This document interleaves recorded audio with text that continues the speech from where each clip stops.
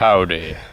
Howdy all, my name is Ash of Noisy Red Cinema, and today we are doing an interview with none other than the creator of the classic Black Shadow, Gavin Oxley. I'm glad that you're able to watch this wonderful insight and this fantastic throwback to a classic short film, which I can't wait to rip to pieces. God, how long has it been now? It's been a long time since Black Shadow came. It's been 2014, weren't it? Six, 7 years now, hasn't it? Yeah, and I feel like it's got such a legendary mythos surrounding it. But what we're going to do is I'm going to ask Gavin a few questions, and we're going to watch through Black Shadow, and we're going to pause it every now and again and just chat. Everything, how it was created, what happened, all the shenanigans behind the scenes, everything basically. Yeah.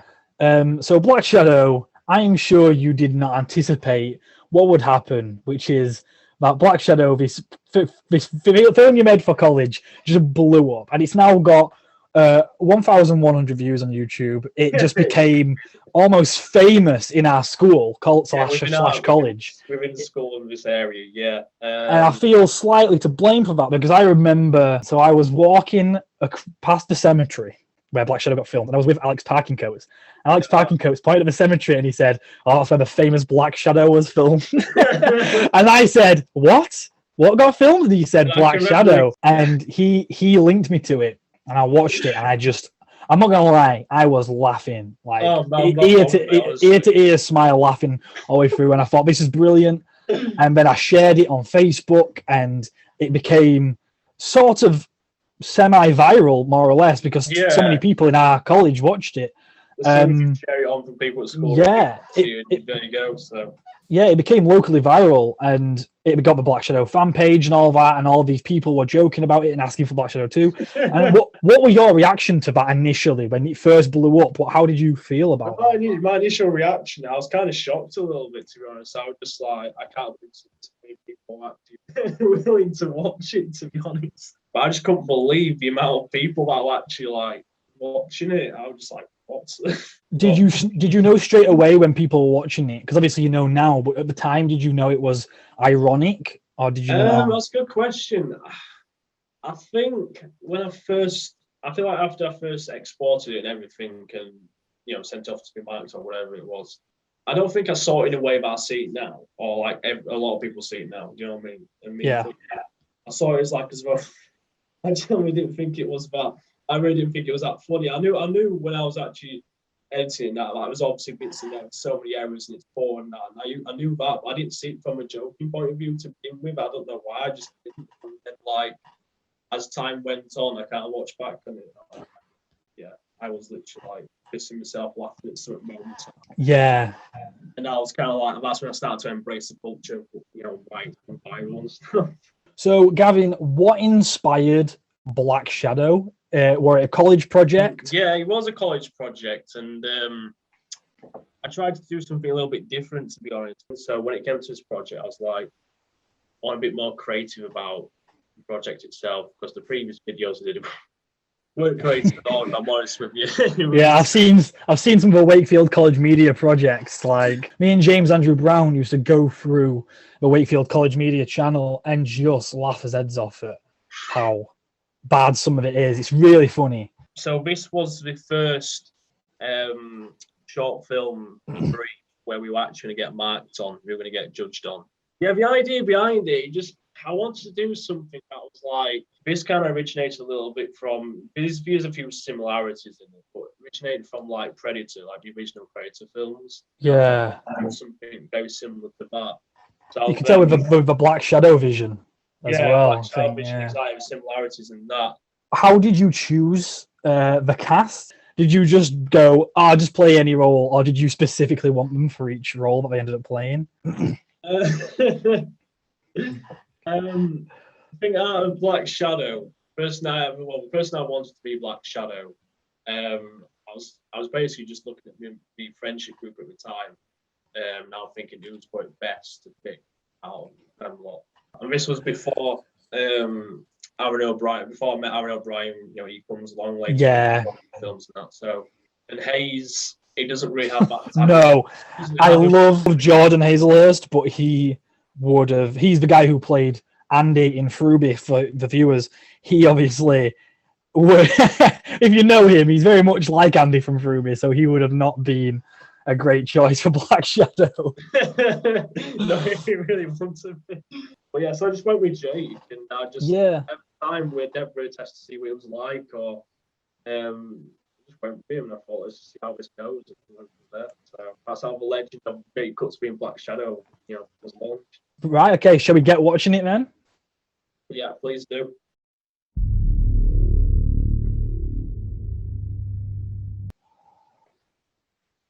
Now we're pausing it already because we have to. Because so what I love about Black Shadow, and I think it's the best part about it, is it takes 4 seconds or so to the actual film to just show people exactly what kind of film it is.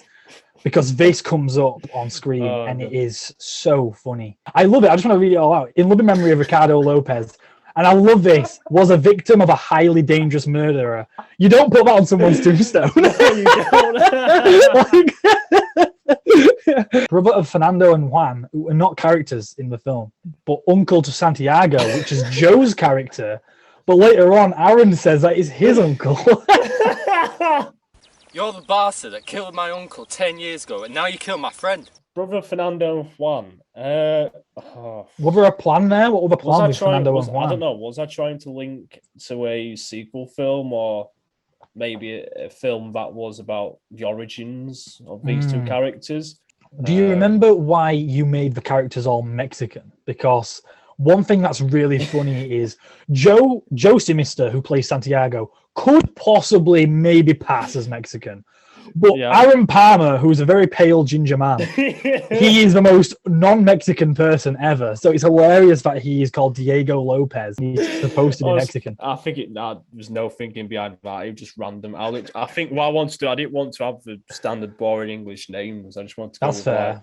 Some random exotic names. And I think a lot of that's getting influenced by football as well, some of footballer names and that. So that's why I kind of chucked that in there. One of the things I noticed with your films specifically, and Callum's, is you name all your characters after footballers. And anytime two characters are walking along and it's clearly not scripted, they're talking about football. So in Killing Time, they're walking when you and Callum are walking along, you're talking about football. And in Infinity Squadron, when at the start of the film, Callum and Jordan are walking along, they're talking about football. But when you were making this tombstone in the editing suite, did you look at it and go, oh yeah, this looks good? Or did you go, fucking, what is this? Right, that's good. Honestly, I have no idea how I edited this and actually thought this was actually good. I have no idea why I did this. Like I said, I'm trying to think what my thought process was back then. And yeah, it is brilliant though. I'm so glad you left it in, because like I said, it immediately sets a tone of what you're about to watch. The thing is if you actually proper zoom in, or you could probably even tweak the actual image of this with a text now, you can probably see whose stone it is in the background. That's what I remember my friend was saying, well, is this quite disrespectful actually to do this? Probably, but hey, it's been done. Right, I want to pause it there for a second. Okay. Just before the bit where you end up seeing Black Shadow behind the tree there, was quite an awkward moment. You had this this woman went to one of the tombstones, and she was obviously having quite an emotional moment, whatever. And we were there with film equipment and cameras out, and I'm just felt like, oh god. And she came over to us. She told us to. Not exactly jog on, but she told us to keep it down and whatever, because we were being quite loud at the time and stuff and what have you. And I just felt really, really bad at that moment. But oh god, yeah, I can imagine. Yeah. Oh, but the idea of Jake Cuts hiding behind that tree, and a woman comes over to tell you off for it is really funny. In Fruby, we shot in the cemetery, and we were like, let's get in and out and do this as quick as possible. Yeah, you because do. Exactly. We felt so awkward. So awkward doing it. Yeah. Yeah, as you can tell, it's very windy when we're filming this. Filming equipment, we didn't have boomsticks or anything. It was just standard, get the camera and record. I'm about to ask, how many takes did you do of dialogue generally? Do you know? I mean, looking back on this, you probably think not that much. No, yeah. I think in the cemetery, just going back on what we've just spoken about, I think I didn't do that many takes of the scenes in there because it was kind of more or less like you just get in and out. Aaron naturally feels awkward anyway with those situations, even when the moment's finished, and it's just like, yeah, we're just like, let's just get this done with now. And that was before I did the iconic Black Shadow vision, where you go like, move slowly across the cemetery, which is going to come up soon. What was the idea behind the Black Shadow vision? So you said you were inspired by Predator. Yeah. I just didn't want to have him have simple, like, vision like us humans would normally have at the end of the day. Black Shadow supernatural, with something extraterrestrial about him, is going to see things differently, like Predator would. Now, if I remember rightly, when it came to actually selecting what vision he was going to have, it came down to like the access of the different effects we had.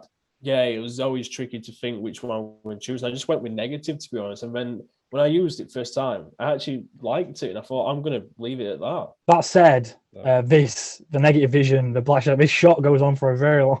It does. I think I did that on purpose because it was like, right, this is going to be his iconic vision shot, and I just thought, like, because it went on forever, I thought I was emphasise that a bit more. So, and the soundtrack, yeah. If you're wondering what soundtracks used, I pulled a lot of these from Steve Jablonski. So we did like soundtracks for Transformers. And this is Transformers, isn't it? Yeah, it's Transformers. Yeah, because I sourced this music for Fruby when Black Shadow appears at the end credits of Fruby. Yeah. I got copyright struck because of it, yeah. And I got away with all the other music in Fruby. We used the Avengers theme in Fruby, and I got away with that, but we got struck because of this. And I used it for like 10 seconds. So that will conclude part 1 of our interview with Gavin Oxley about his wonderful film Black Shadow. If you want to watch part 2, don't worry, it will be out soon. Keep a lookout on our Instagram and on our YouTube. Make sure you like the video, guys. If you enjoyed it, make sure to subscribe, hit the notification bell, and follow our socials on Instagram and Facebook.